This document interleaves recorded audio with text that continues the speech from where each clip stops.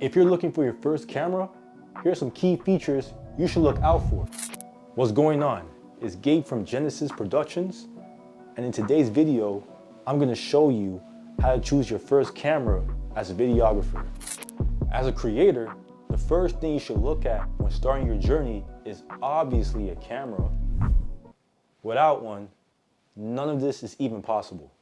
There are many features you should look into when picking your first camera. Let's break it down. First feature I'm gonna talk about is budget.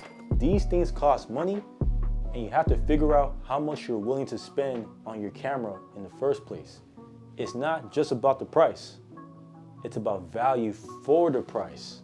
That doesn't mean you overspend on features you won't use yet, but you shouldn't be too cheap and miss out on pro level essentials. The range I'm going to use for this video is 1,000 to 2,000 Canadian dollars, which is about 700 to 1,400 USD. That's how much I believe you should spend on your first camera, if you account for everything. I know a lot of you beginners are gonna think that's too expensive. And if you do, trust me, you have a lot to learn. At the end of the day, if you're serious about this craft, you have to invest into it wisely. It's your brand. Even if you work for a company, you have to still think like a business. Now on to use case. Before you even buy a camera, you need to know what you're shooting. Are you making cinematic short films, shooting fast-paced sports, creating social media content? Each of these demand different priorities in a camera. If you need high quality slow motion, you can look at higher frame rates such as 120 FPS at 1080p. If you're vlogging, a flip out screen and great autofocus is key. Knowing your use case keeps you from buying the wrong camera and helps you spend wisely. Now, let's talk about must-have features in your first camera. First off, sensor size. Full frame sensors give you a shallower depth of field and have better low light performance. But APS-C sensors, the more affordable, have very good quality and are still cinematic. I personally recommend APS-C sensors for beginners because you get the best bang for your buck. Resolution and frame rates. 4K is basically standard now. Even if you mostly deliver in 1080p, shooting in 4K gives you better post flexibility, better quality, and future-proofs your content. You'll also want 60 frames per second or 120 frames per second for those smooth, buttery, slow motion shots. You don't have to go for 8K, especially for a beginner. It's not standard yet, so just chill. Next up, autofocus. This is huge, and it also depends on the type of content you're making. For example, if you're shooting a cinematic short film, then manual focus is more important. But otherwise, shoot with autofocus. Some cameras have game-changing autofocus. Sony and Canon kill it here. Eye tracking, reliable focus, and subject detection makes shooting way easier. Trust me, if you're a beginner, you don't want to ever fight with focus. Next up, stabilization. If you shoot handheld, IBIS, which stands for in-body stabilization, or digital stabilization, helps a ton. But if you mostly use tripods or gimbals, then you can get away without it most times. The next thing to look out for when buying your first camera is expandability. Here's where a lot of beginners mess up. Your first camera should be a solid base, but you still need room to grow. Look at lens selection, battery life, and finally, cages and rigs. For lens selection, can you upgrade to better lenses later? For battery life, does your camera need extra batteries or external power options? And then for rigs and cages, can this camera be built out to be a pro setup? Think long term. A camera that can grow with you saves you money in the long run. Okay, next thing you should look out for when buying your first camera is audio and connectivity. Look, audio is half a video. No one is watching your video if the audio is trash. Come on, bro. Your camera should have a mic input for better audio, not just a built-in mic. Bonus points if it has a headphone jack for monitoring. Also, you should check for a clean HDMI output if you want to live stream or you want to put an external monitor. Next up, ergonomics. Look, how your camera feels matters much more than you think. If you're shooting all day, good button placement and a comfortable grip makes a huge difference. And you also have to get used to your menu system as well. Find shortcuts and hacks that will max out your camera. Some cameras are tiny but awkward to hold. Others are bulky and functional. Find what works for you. Next up, here are the common mistakes to avoid. Before we get into recommendations, let's talk about common mistakes beginners make when buying their first camera.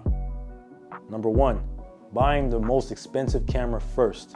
Just because a camera is expensive doesn't mean it's right for you. You don't need to buy a $5,000 camera to start shooting great content, especially when you're first starting out. If you can afford that, then go ahead, but that doesn't apply to most of you. Gear maxing over gear. If you see my gear maxing video, then you know that mastering your composition, lighting, and movement will take you way further than just simply upgrading gear. Invest wisely and make sure you can get something that you can actually use effectively. Number 2, ignoring lenses. A lot of beginners focus way too much on the camera body and forget about the lenses. A great lens can completely transform your footage, no cap. Here's a pro tip: budget for at least one good prime lens or zoom lens when buying your first camera. Number 3, not considering low light performance. If you shoot indoors or in low light environments, then you need a camera with good ISO performance and a fast lens. A camera that struggles in low light means you have to use super high ISO, which means grainy, ugly footage. Trust me, I've been there before. Number 4, choosing the wrong camera for your use case. Like I said earlier, know what you're shooting. If you're shooting fast-paced sports, then you need fast autofocus and higher frame rates. If you're vlogging, then you need a flip-out screen and in-body stabilization. Like, brother, if you buy a Sony FX6 for vlogging, you're gonna hate your life. Picking the wrong camera will frustrate you and cost you more money in the long run. And the last mistake beginners usually make is neglecting audio. Look, video is both visuals and audio, but most beginners focus on just the visuals. A camera with bad built-in audio will ruin your content. Always check for mic input and consider investing in an external mic. Next up, recommendations. Based off research, here are some solid options for beginners within the $1,000 to $2,000 Canadian dollar range. The first camera is the Sony ZV-E10 Mark II. Great for content creators, has a flip screen, fast autofocus, it can shoot up to 4K 60 frames per second, and it has S-Log 3 along with 10-bit footage. All for the cost of $1,400 for the body and $1,500 with the kit lens. Number 2, the Canon R10. It has fast autofocus, good color science, and nice ergonomics, and it also shoots up to 4K 60 as well. All for the cost of $1,100 with just the body and $1,250 with the kit lens. The third camera I recommend is the Fujifilm X-S20. It has great stabilization, good color profiles. It records up to 6K internally, and it might be small, but it's powerful. All for the cost of $1,750 for just the body and $1,900 with the kit lens. Okay, next up is the Sony a6700. To me, in terms of specs, this is probably the best all-around APS-C camera in this range. It can shoot up to 4K 120 FPS, top-tier autofocus, and good low-light performance. It's ideal for both run-and-gun shoots and static shoots. All for the cost of $1,900 with just the body and and $2,000 with the 16 to 50 millimeter kit lens.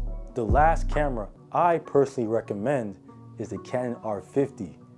It's lightweight, beginner friendly, and it has good color signs straight out the camera.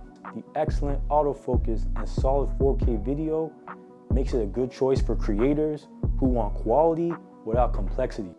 All for the cost of $1,050. Also, as of right now, there's a small sale for this camera on Best Buy. Okay, that's it for the recommendations. All these cameras have their own strengths, so pick the one that fits your needs. Final tip, gear maxing with your skills. Look, your camera matters, but gear maxing with your skills is what truly levels up your content. Master composition, lighting, movement, and editing. A great camera helps, but a skilled videographer can make any camera shine. If you have any questions, leave it in the comment section. Also, if you're looking for more tips, tutorials, or you just want to follow my journey as a videographer, check out my socials. And don't forget to like, comment, and subscribe. Catch you on the next one.